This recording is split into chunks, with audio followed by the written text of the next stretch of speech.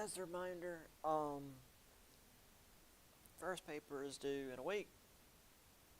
So next Wednesday, if you're gonna do it next, do it by next Wednesday. Um, and I strongly suggest at least doing the first one, um, so that if you have a test you don't do well on, then you can do the second one. Or if you do well on your test, then you can choose to not do the second one. But if you don't do the first one, then that's your skipped grade, and you won't have anything left to drop. So, yeah. Any questions before we start from you guys? Nothing. Okay. So, let's get back into where we were. We talked about capital in mostly Britain. The financial systems in Britain, after the Dutch Republic was dissolved, it was mostly just the government invested banks after 1860s. And the big issue was just getting investors to bank on manufacturing, because, as I said, going back to as far back as we have civilization, which again is literally Mesopotamia, it's been land. Land has been the traditional form of capital. If you have land, you have money. If you have land, you can farm it and make money off of what you farm. If you have land, you can rent it out to people to farm it, and then they make money, and then they give you money. It's not land felt weird, and people weren't sure about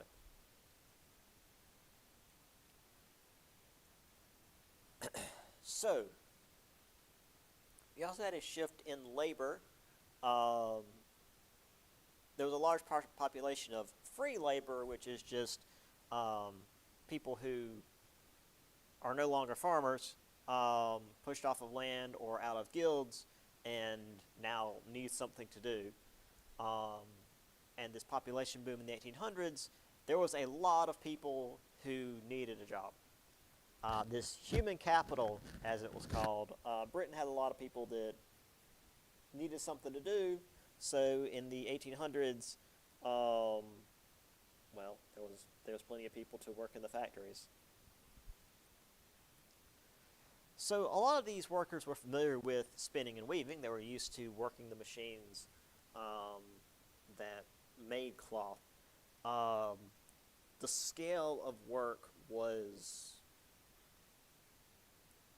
beyond what any human had ever experienced before.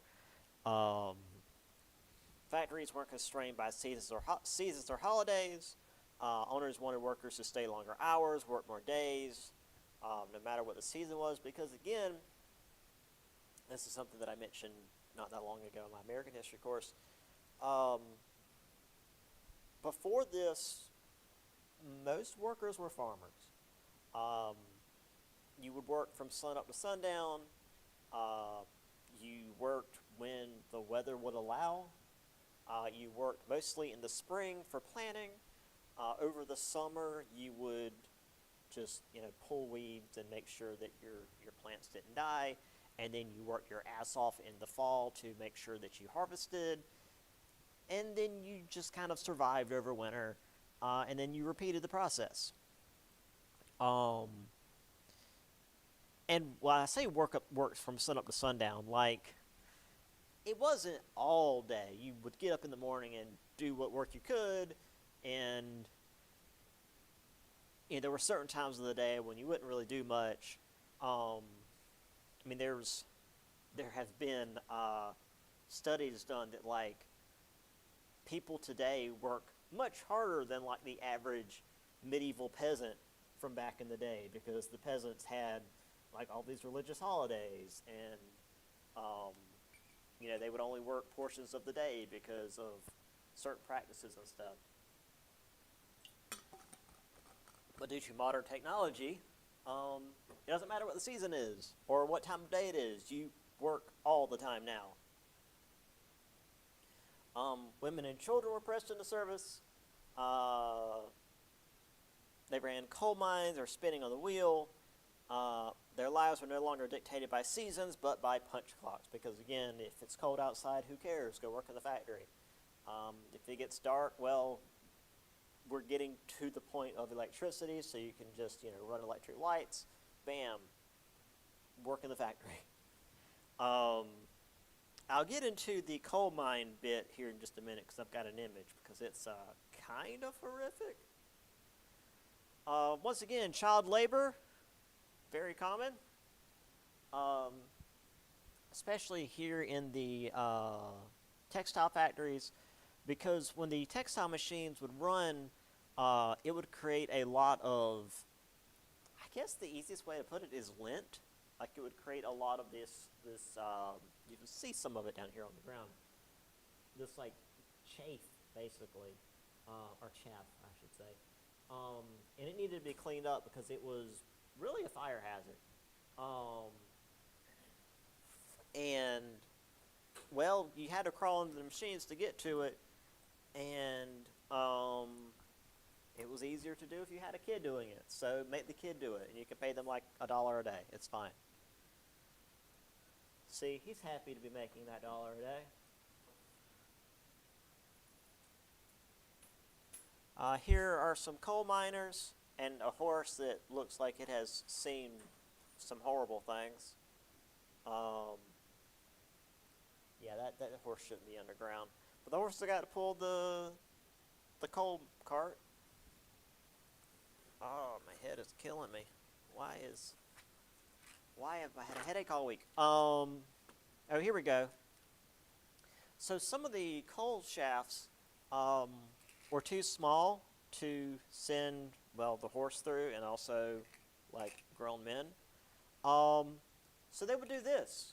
They would strap women or sometimes children to these little coal sleds and put them through the coal shafts. The often very small, very dark coal shafts. They were called hurriers.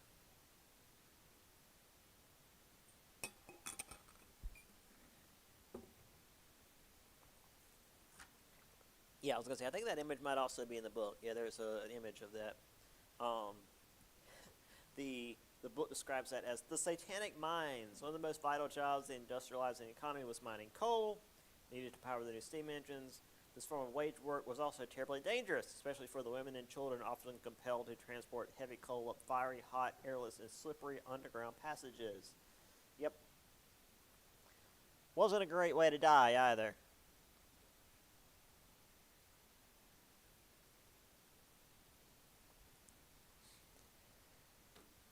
So again, before workers, were farmers, and they would grow food, and they'd keep a portion of it to eat, and they would take whatever they had extra and sell it for extra money.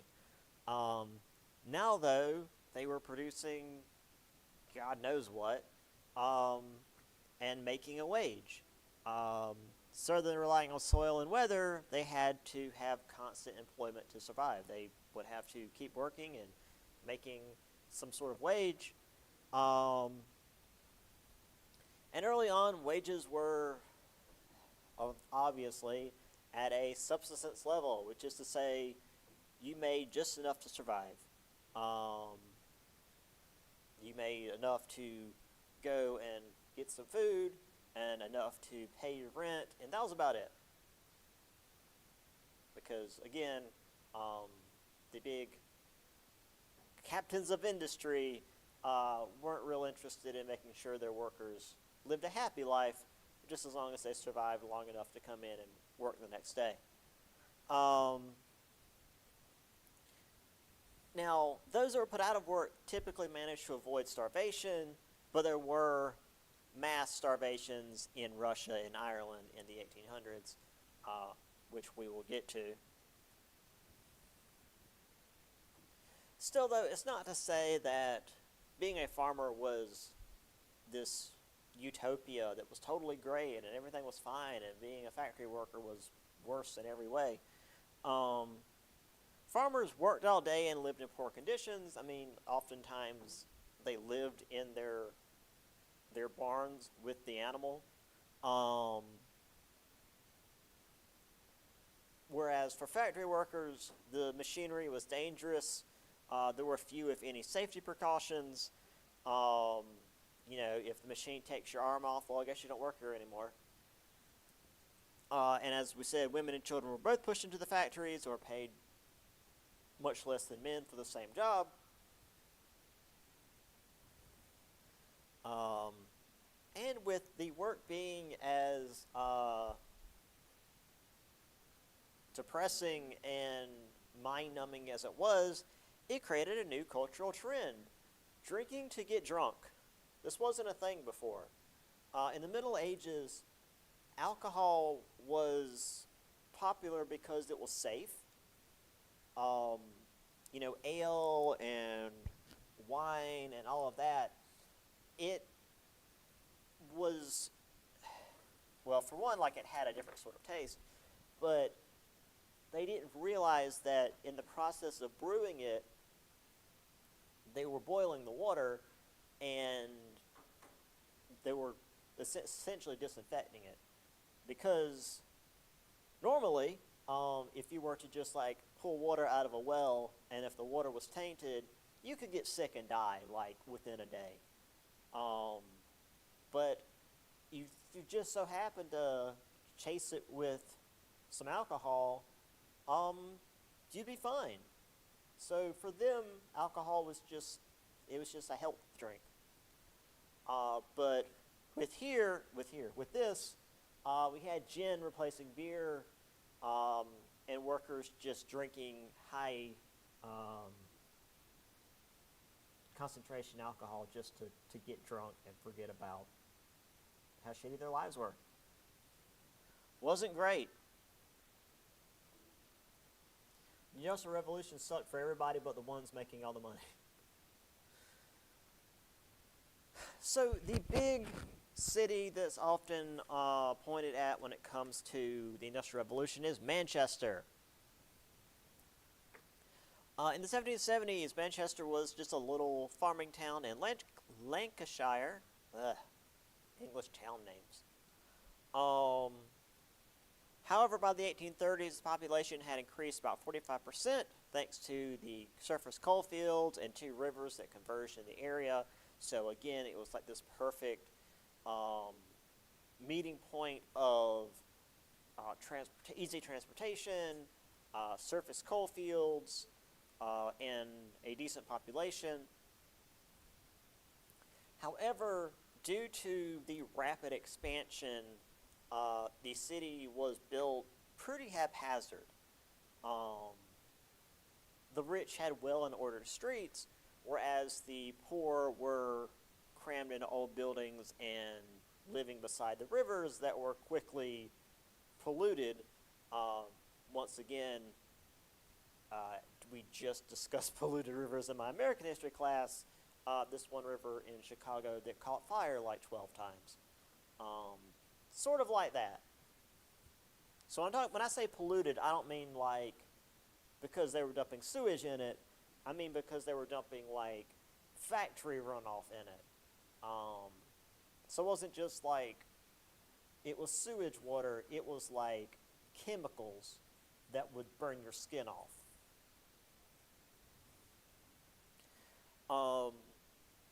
These conditions were so bad that Parliament actually passed the Factory Act to make things a little better.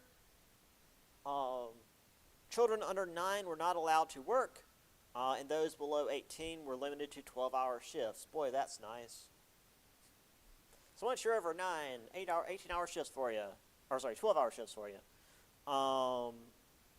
They then were inspecting factories, but it didn't actually change a whole lot. And these factories inspired the tales of Charles Dickens. If you've ever read a Charles Dickens novel, this is where it came from.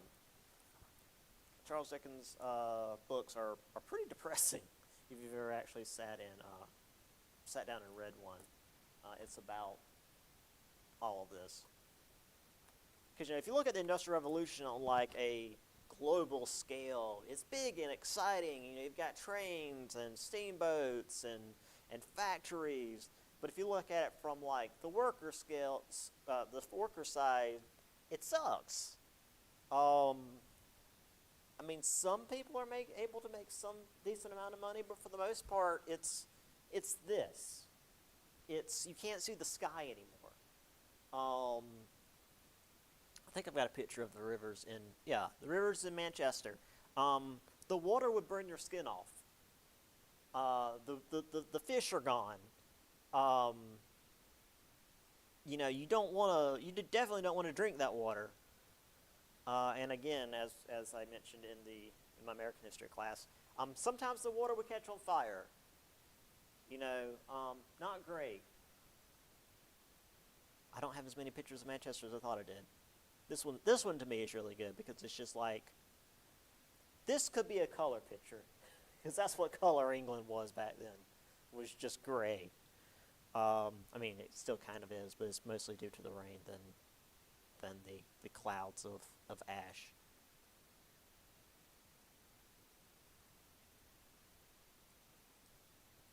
So there was a lot of response to Manchester. And by Manchester, I mean just like the industrial cities in general. Manchester is just kind of our main example. Please tell me. Okay. Like I know I turned my mic on this time. So Manchester was largely ran by liberals who had the utilitarian ideas. So going back to our fun friends of the utilitarian mindset, they didn't really like all the suffering of these so-called factories of hell. But still, they felt like, well, if we leave it alone, it should stabilize. Things should work themselves out. Now, there was the Great Reform Act of 1832, which did expand suffrage to more men, beyond just like the richest top 10%. But they didn't want to expand suffrage too much, which apparently most people in England supported.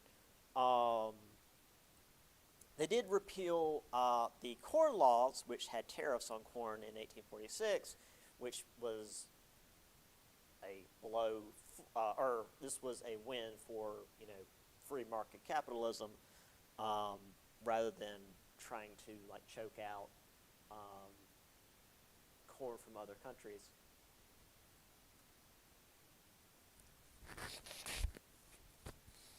They also backed the New Poor Law of 1834. You can tell there's been a few of them passed, considering the name. Created workhouses rather than giving them subsidies to survive. So if you were too poor in Manchester to get by, you didn't go to a poorhouse because there weren't any. You went to a workhouse, and you needed to do some amount of work each day in order to get food and shelter. What if you were like crippled from a work accident, or what if you were sick? Well, have fun dying in the street, I guess. This will come up when we talk about the Irish potato famine, because boy, they like to do that. Still though, on the other end of the spectrum, the radicals felt like the market would never regulate. There was one group known as the Luddites, led by Ned Ludd, felt like we should return textile production to the artisans, and they broke the machines in order to try to turn the clock back. Today, Luddite is a much more extreme term. Well, it's mostly used for like people who just aren't with the times. I used to make a joke that I was a Luddite because I still had a flip phone, but I haven't had a flip phone in a while. It's mostly just people that aren't with modern technology. There was also a massacre of protesters at St. Peter's Field, which was called Peterloo, because this wasn't long after Waterloo. In the Plug Plot riots of 1842, This showed how dissatisfied the workers were, although this rarely actually helped things along. The let's see, Peterloo was, let me see here. Yeah, after a year of bad harvest, a group of Leslie artisans gathered in St. Peter's Field outside of Manchester to advocate both political and economic reforms. It was meant to be peaceful, but local guardsmen sent in to contain it panicked and began to fire, killing 11 workers and injuring many more, because of course they were. The Plug Plot riots. Weird name. It makes sense once you understand what was going on. So they decided that they would shut down factories by essentially sabotaging the steam engines running the factories.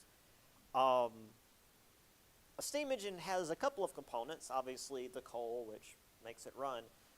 But to produce the steam, you need water. Because, you know, it boils the water and the steam goes through and makes the thing turn. So they pulled the plugs, hence the name, and let all the water out. Which is really bad if it's still running, because then it burns up the whole machinery. So yeah, they pulled the plugs and let all the water out of the water in the steam engines, and it like burned up it didn't explode or anything, but it burned up the machines.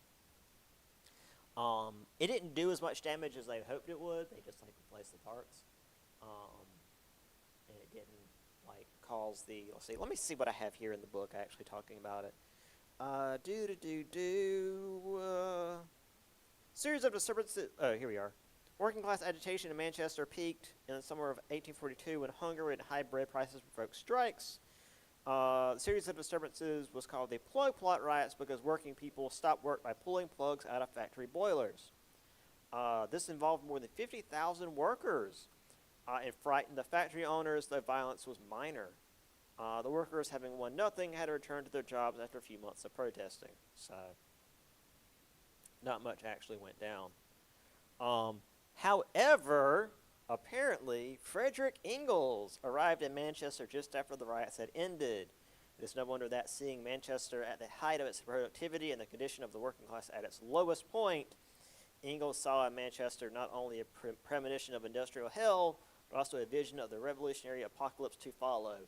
Ingalls is the guy that co-wrote the Communist Manifesto with Karl Marx, by the way. We always just think of Marx, but Ingalls was right there with him.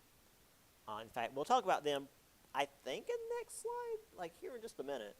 Oh, no, we don't. Where are they? Where's my boys?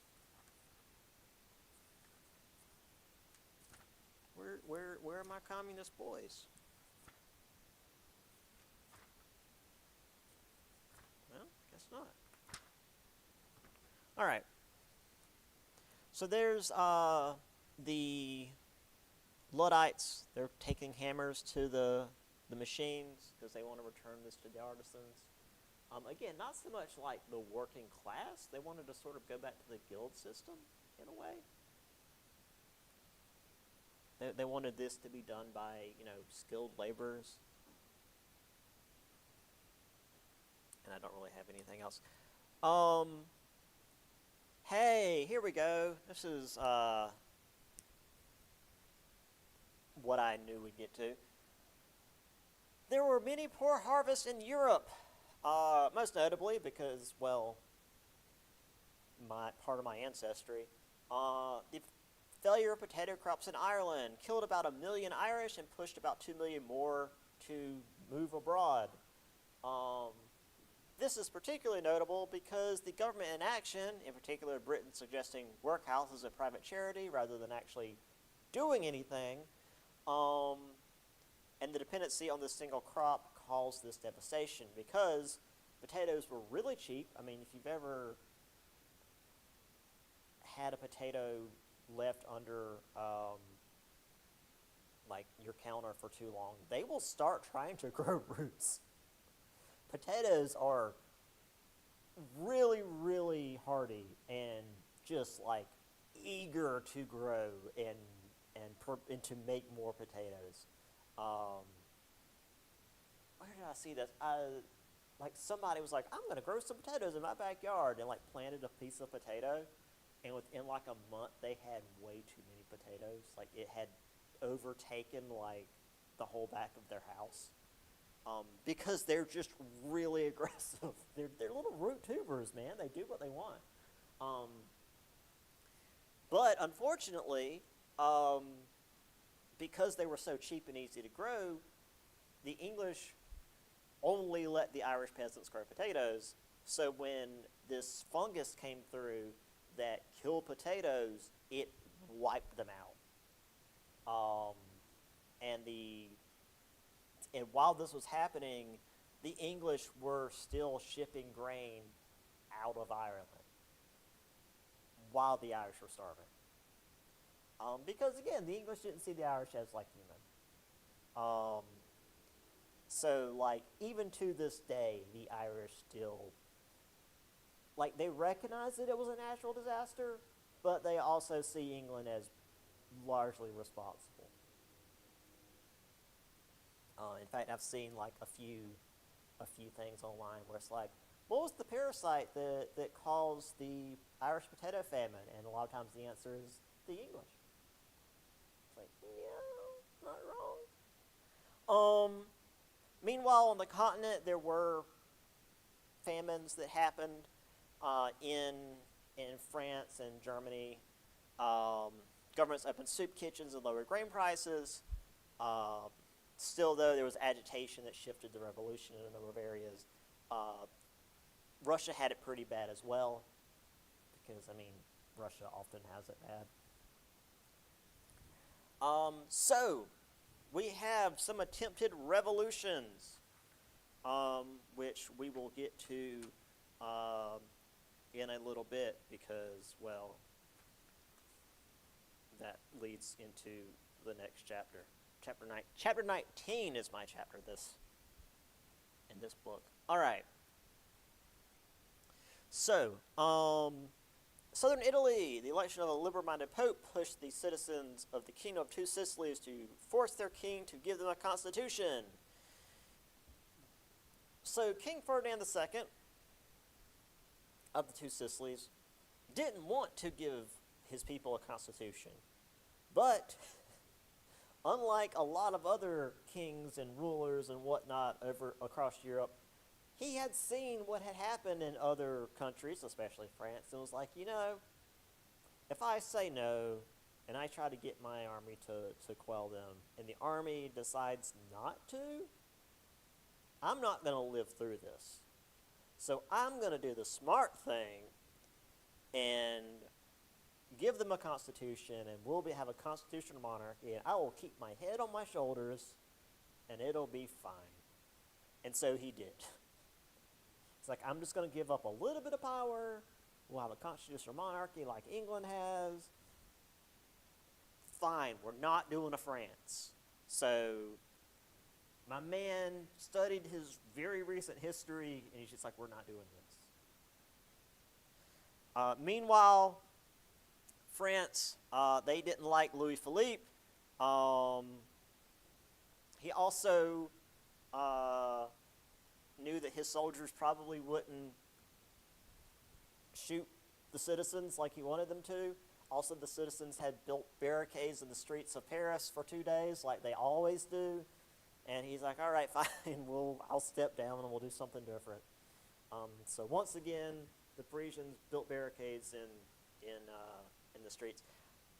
By the way, when I was writing this, 11, 12 years ago now? I've been doing this a while. Paris was having some big demonstration over, student loans or something, and they were building barricades in the streets of Paris. So, yeah. Right now, well, I say right now, but, last year, I think even still right now, they're still protesting in Paris. They've got,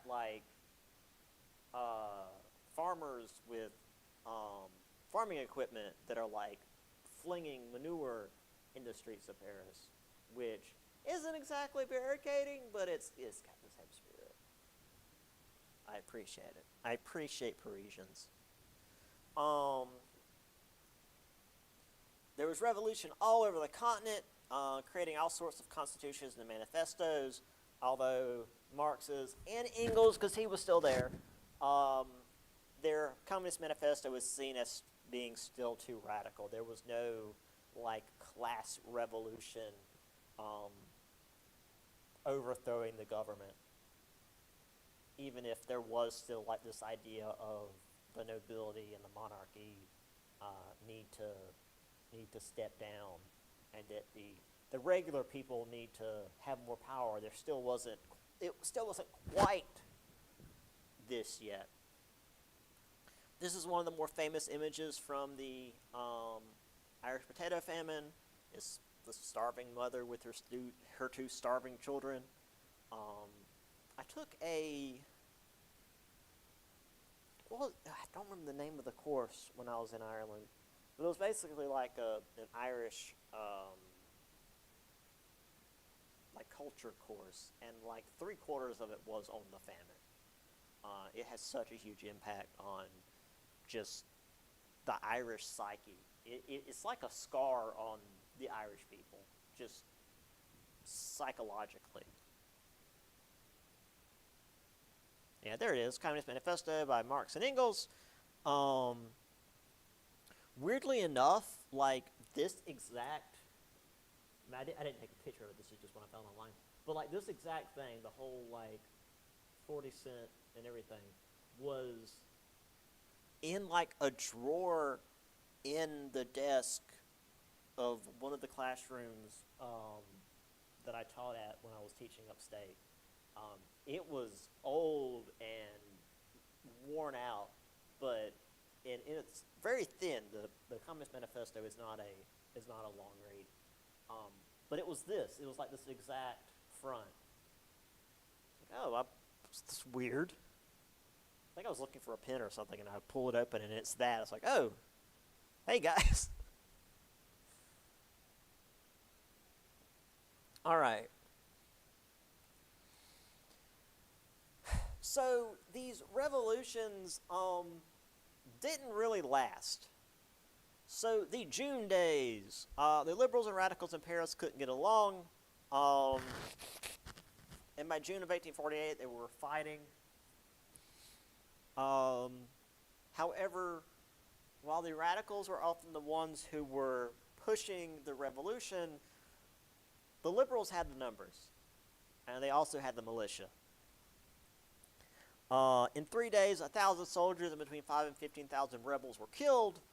In December, Louis Napoleon Bonaparte, who is OG Napoleon's nephew, was elected as president of the Second Republic, which is totally a title he's going to keep and totally not push for anything else because he has the illusions of grandeur. 100%. The Habsburgs restored their monarchy in Vienna, crushed Italian nationalists in northern Italy. Franz Joseph I called in Russians to help in Hungary.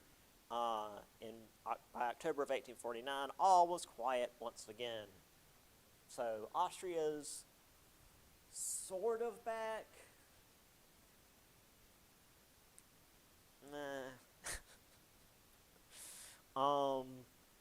There were debates in Germany whether or not they should make a Germany. There was this idea of a big Germany, whether they should bring in Austria, or a small Germany, which would be dominated by a Protestant Prussia. The Prussian king, Frederick Wilhelm the Fourth, I can't read, simply refused the crown, saying that it smelled of revolution and the gutter. So a united Germany didn't happen back then. We'll get to a united Germany, but apparently not then. So here is Louis Napoleon Bonaparte, Napoleon's nephew, with very 1800s facial hair combo here.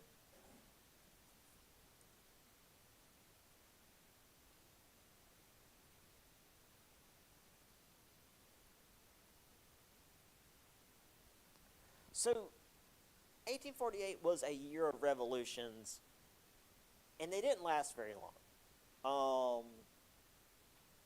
Most of them were put down, or in the case of France, they fell apart from within. Um, but they did show that the old monarchies were not going to be able to simply push things back to pre-Napoleon and just pretend like none of that ever happened. Um, the elected bodies stuck around. Suffrage was limited. This idea of people being able to vote was typically like the top percent of rich men, but it gradually increased, and still the top percent of rich men is still way more than just the nobility.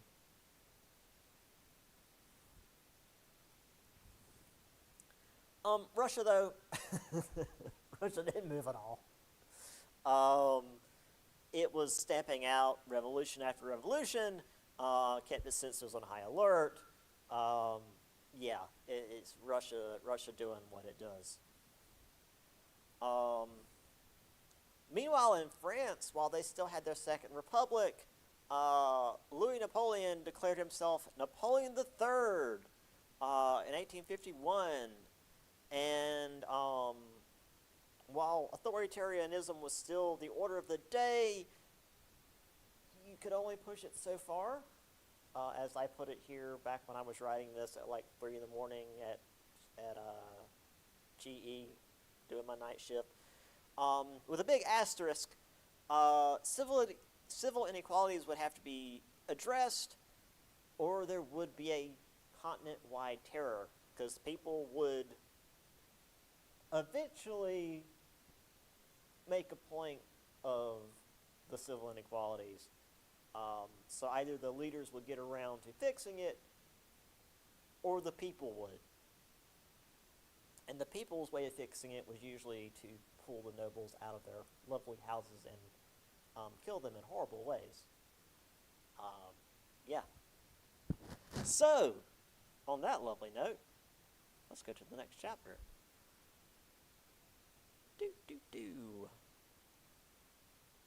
Chapter 19. Where are the PowerPoints? That is the wrong class. Looking for... Right. Alright, here we go. Getting into my jam, 'cause this is where we get the country starting to form together. You get all the wild wars, Victorian era. Alright. So, this chapter is called Europe Unified, Europe Divided, from 1850 to 1880. So still a relatively short time period. Although we are catching up with my American history class, finally. We started way back, but with American history, we're like staying in kind of the same time period, just hitting different themes. So we're going to start hitting the 1900s around the same time. So 1848 was that period of revolutions. So we're now post-1848. A lot of the governments in Europe returned to conservative rule after 1848. But they couldn't just go back to the way things were. Many pragmatic rulers, like in Britain and Prussia, were consolidating land and power using these new ideas. Let's see. Yes. In Britain, the Whigs began calling themselves liberals after 1839, and Tories took on the name conservatives, although you still do hear Whigs and Tories thrown around here and there. I mean, like I said, America had a Whig party for a little bit. It was weird. They ran government office. Liberal advisors became more important. Trade walls were knocked down. Governments became more powerful. So tariffs started going away because, as I've said many times, it's a stupid, antiquated system, but what do I know? There were still classes, though. We didn't have the three estates anymore. There was no, there were still clergy, but it wasn't like a class. It was just a job. But now we had wealth. Wealth changed the way people were perceived. Those without wealth were seen as unfit to rule, which is to say unfit to vote. And, I mean, that was how our government was set up originally. You had to own land and have a certain amount of wealth, and obviously also be a man, in order to vote in the early days of the U.S. So, yeah, it wasn't exactly a all men are created equal type of system. So middle upper class became part of this new elite. Soon became more conservative in their thinking, hoping to protect their wealth from the unwashed masses. Because once you get rich, you want to keep what you got and damn everybody else.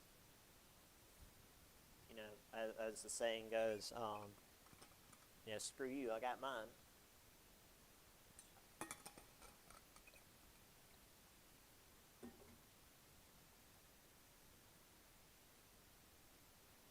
So, while this push of liberalism was like the main new norm of the era, there were plenty of enemies of this idea. Now, as I said, I did get ahead of myself a little bit. Radicals were typically on the side of the liberals. They were the ones that pushed the revolutions, showed the established regimes that they had to change. When the revolution was over, the radicals didn't stop. They were all revolution all the time, and that's not a way to build a stable government. So they were typically exiled or imprisoned, so they saw the liberals, who typically would build the government afterwards, as traitors. I mean, that's why the Soviet Union went the way it did, because they were like hardcore, all revolution all the time communist, as opposed to like the, democratic socialist of let's build the even society within the government rather than burning everything down. Although also, Stalin was insane, so there's also that. Like, Lenin was relatively even killed. We'll get to that later. I'm getting ahead of myself. We will talk about Stalin and Lenin. Obviously, the conservatives in Eastern Europe, landed nobles like Junkers in Prussia, in Hungary, they did not like the liberals at all. Now, while the freed serfs, or the serfs were freed in Russia, they were still impoverished servants, or impoverished peasants, under the rule of the nobility. So while they were technically not essentially slaves anymore, they didn't have a whole lot of options. They could legally leave the farm, but where are you going to go in Russia? There aren't really any cities. I mean, there's Moscow, but if you don't live near Moscow, you got a ways to go, because Russia's big.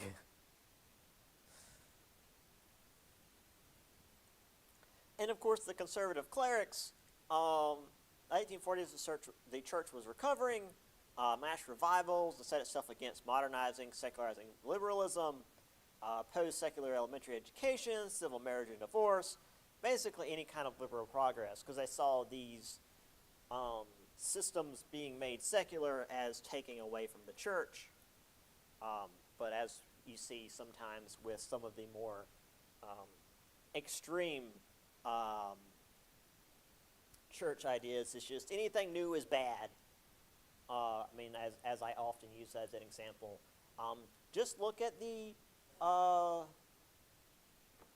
opinion of the church about American music through just the 20th century. Blues is evil and the devil music. Rock and roll is evil and the devil music. Like every time there's a new form of music, it's evil and the devil music. Like, okay?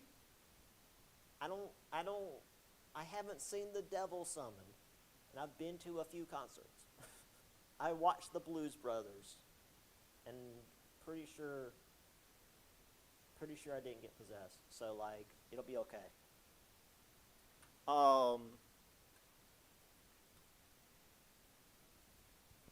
And also like went to an evangelical school, and a lot of their services were full of like modern music. So take it up with them. Then again, there are people who will just say like, oh well, these other denominations are the devil. So anyway, we had a whole 30 years war over that at the start of the semester, didn't we? Anyway, so conservatives and radicals could agree on one thing: they didn't like capitalism, which is weird to say in like modern parlance, but this is back in the day because free market didn't have tariffs. So by the way, tariffs are anti-capitalism. It restricts free trade, and free trade is capitalism. Tariffs restrict free trade. So, by the way. But it also kept the radicals from setting bread prices low enough that everybody could afford it. So this was this middle ground that everybody hated. Still, though, capitalism became the face of world trade, setting prices and pushing demand all over the globe. This was particularly true in Europe's many colonies where the raw natural resources were abundant. And actually, is this the next thing? Because I might be getting ahead of myself. Yes. Radicals like Marx and Engels complained, and yeah, they were fair to complain, that everybody from European workers to the people in the colonized lands were part of capitalism whether they liked it or not. Because like if you're in one of the colonies and you're being made to produce these raw resources for some factory in the motherland, you're part of this capitalistic system, even if you don't even speak whatever language they speak back in the land that now controls where you've lived for generations. Yeah, capitalism quickly took over because it was, I guess, the most natural form of the economy, because it wasn't being controlled, it wasn't being restricted, it just sort of happened. Which is why we had to start having regulations, because the corporate business owners started killing their workers because it was cheaper. Nationalism, which again, different from modern nationalism, it's more like patriotism. So as we mentioned, the revolutions in 1848 failed, but it was still clear that these big multicultural empires weren't really working out. So the same force that was pulling places like Italy and Germany together was also pulling places like Austria and Russia apart.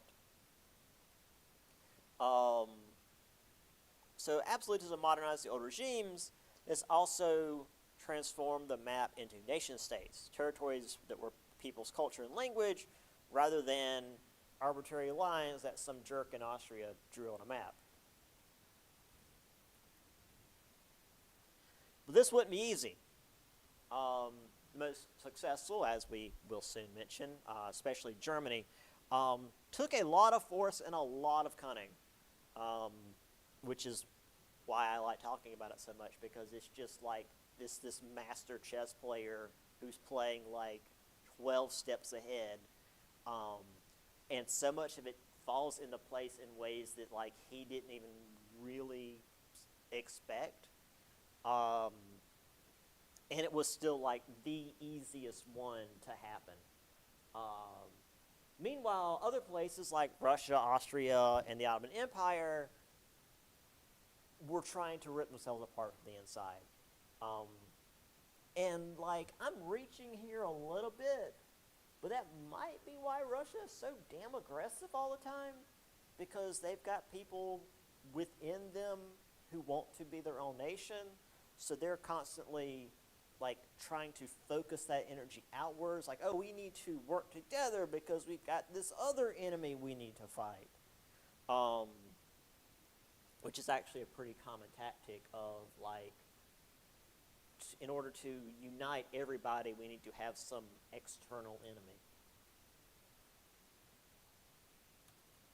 On to Great Britain. So as we mentioned already, Britain was the first to industrialize. It was very lucrative, and they didn't have a rebellion in 1848. Ireland doesn't count. Ireland, of course, had some sort of revolution in 1848. They passed Reform Acts, expanded suffrage to about 60% of men. They, of course, still excluded women, but they were still ahead of America in passing suffrage to women. Catholics and Jews were allowed to run for office after 1845, which for Europe was pretty good. Benjamin Disraeli. He's important. He converted from Judaism to Anglicanism, became prime minister in 1868, and then from 1874 to 1880. If you're wondering about the weird years, the prime minister is similar as far as like their power to our president, but the terms are different. The way they come to power is like whoever is in charge of the party, and then when that party becomes the most powerful party, that person is now the prime minister. And so in 1868, his party was in charge. But then sometime in 1868 or sometime before 1869, that party fell out of power, and then he was no longer prime minister. It can happen very quickly. I mean, we had a prime minister in England just in the last couple of years that was in power for like 30 days, because she did not, the English people did not like her, and they got her out quick. And it wasn't like she was impeached or whatever. There wasn't like a court case. They were just like, hey, we demand an special election, and they ran it, and they got her out. Yeah, I think it was like Theresa. Was it Theresa May? No, that's not right. I don't remember her name. Clearly, 30 days. Like there was even this like English YouTuber who ran a live feed and like put like a mango on the screen. It's like, will this mango rot before what's her name is no longer prime minister? And the mango outlasted her.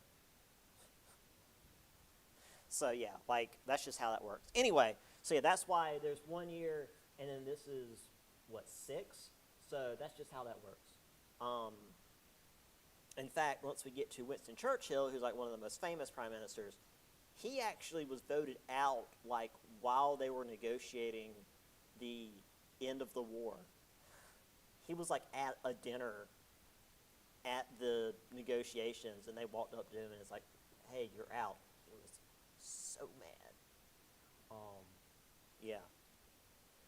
Meanwhile, we have William Gladstone. He was conservative. He wanted free trade, reform in the army, and Irish home rule, which is weird for a conservative. Irish Home Rule, by the way, is not Irish independence, but is the next best thing. It's like what Canada has with England now, where they were basically their own country, they've got their own prime minister, they've got their own money, but they're still technically part of the English Commonwealth. So, like, if England goes to war, they don't technically have to go to war with England, but, like, it would be nice. Irish Home Rule would be like the next best thing to independence, but since that never passed, they did finally push for independence in like the early 1900s, which was like a whole war, which we'll get to. Anyway, he hated those he saw as intolerant tyrants, including the Pope, the Ottoman Sultan, and Disraeli. They didn't get along, if you can guess. He was prime minister 4 times between 1868 and 1894. So I call these guys the dueling prime ministers. They were back and forth constantly between, 1868 and 1894. Obviously, there were a few others as well, but it was mostly these two going back and forth. And even though Disraeli converted from Judaism to Anglicanism, he was still treated poorly. They still treated him like he was a Jew. But he was obviously well respected to have served as a prime minister for this long. Obviously, Gladstone treated him like crap, and he was just as rough with Gladstone. So it's not like Disraeli was a complete victim. But yeah, these were like the main guys in England at the time. But at the same time, we had Queen Victoria. She was still around. She became Empress of India in 1877. However, after the death of her husband, Prince Albert, in 1861, she mostly stayed out of politics. Because, again, she was a constitutional monarch. She could come in and, like, veto stuff and suggest things, but she was just going to let Gladstone and Disraeli do their thing. Because, again, they were good prime ministers. They weren't, like, especially good people, because this is the 1800s, but, like, they did their jobs well. And she could count on them. Let's see. She was constitutional monarch, let the prime ministers govern. She celebrated her 60th year on the throne with the Diamond Jubilee, celebrating her uniqueness of Great Britain and its queen. She was the longest-running queen up until Elizabeth II, who beat her record by like 20 years. Elizabeth II lived a long time. And not only lived a long time, but she like became queen very young, like Victoria did. So she ruled for forever, pretty much. So here is Disraeli. Clearly, being a prime minister is a very happy job.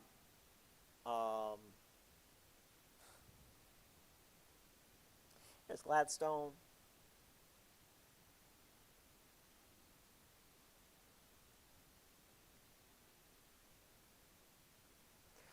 Apparently, all English people were happy. Here's Victoria. Although, to be fair, that's Victoria with all her kids, trying to get them to sit still for a picture, which, as you can see from the blurring, not everybody's sitting still. This one's got Victoria's eye. She's tired of it too. Bless her.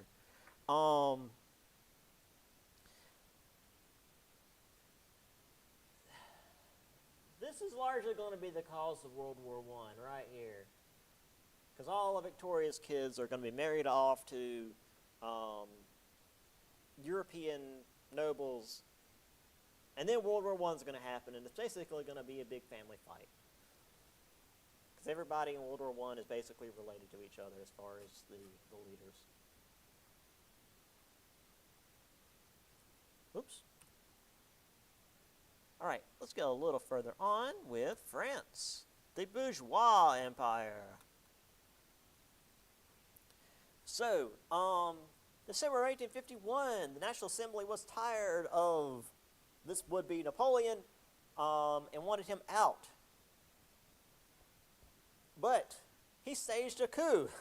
Because of course he did. All right. He called for a referendum to change the Constitution. He appealed to the middle and lower classes, and yeah, they were on board with it. So they dissolved the Second Republic and created a second empire, and thus made him Napoleon III officially. So while it was a coup, he didn't like bring in the army. He just appealed to the middle and lower classes, and they voted in a new empire. So we got rid of the Second Republic. We've got a second empire.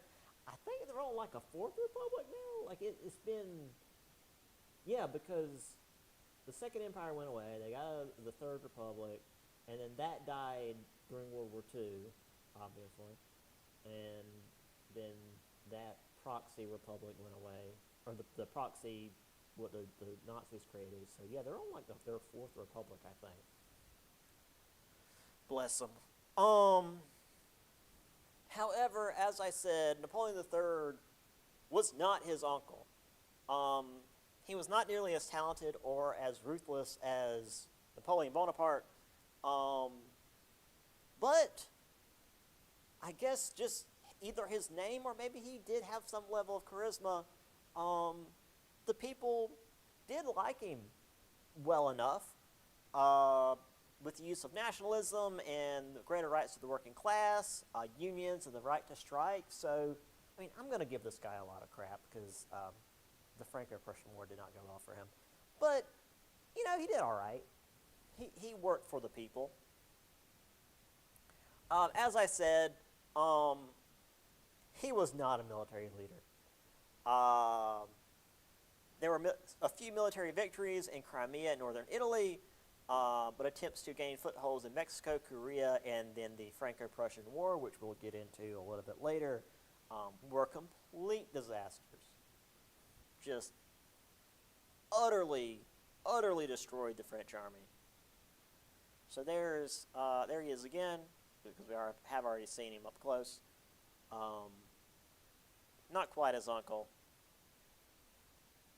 but again, like not the worst. I do treat him poorly because he is trying to live up to his uncle's name, and he doesn't really do a good job. But he does do one thing that is extremely important, and that's modernizing Paris. So in 1853, he hired Baron George Haussmann, which, based on the name, I'm guessing German, who reorganized and cleaned up Paris. So they widened the streets into boulevards. This helped with traffic congestion, which, by the way, Paris today is terrible with traffic congestion, because this was traffic congestion with like horses and buggies, and like foot traffic. Yeah.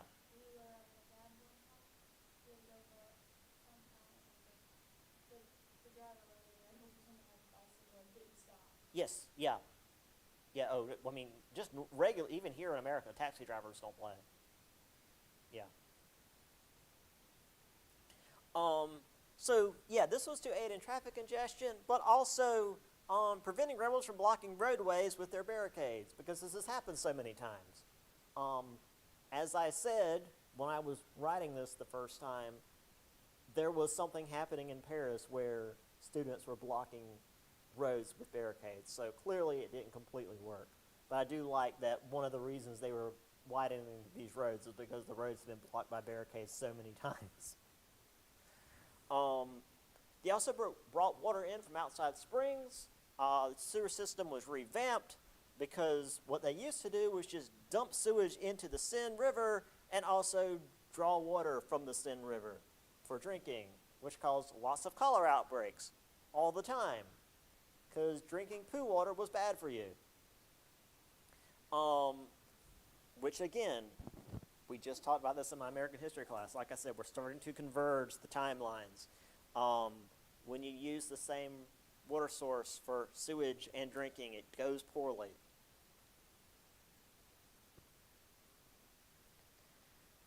This cost a lot of money. I mean, they rebuilt their capital, essentially. um, pretty much from the ground up. Not even from the ground up, from the underground up, and they rebuilt the sewer system. And this wasn't totally paid off until 1929. So yeah, 1853 to 1929, almost 100 years. Also, it marginalized the poor. It pushed the poor to the outskirts of the city and let the rich have the nicer, fancier districts, because of course. Also, London and Vienna saw this and were like, hey, this is a great idea. We should do this as well. So London and Vienna also reorganized their cities and made them less terrible to live in. Because again, literally just this morning, I was talking about how terrible the cities in America were to live in, and how the disease would just murder you. So yeah, fresh water is great. Drinking pool water, not so great. Here is Baron George Haussmann with this horrible neck beard. This was the thing.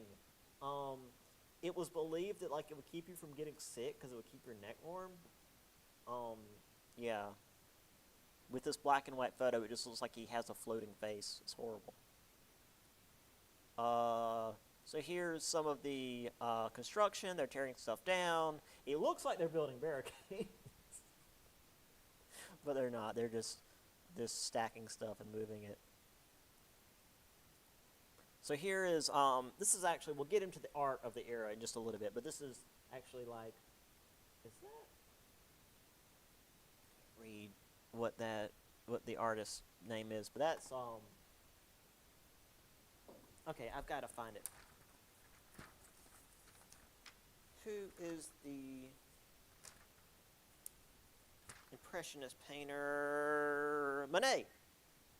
That's what it looks like. It's Impressionism, where it doesn't look like a photograph. It looks like how your eyes would absorb the light.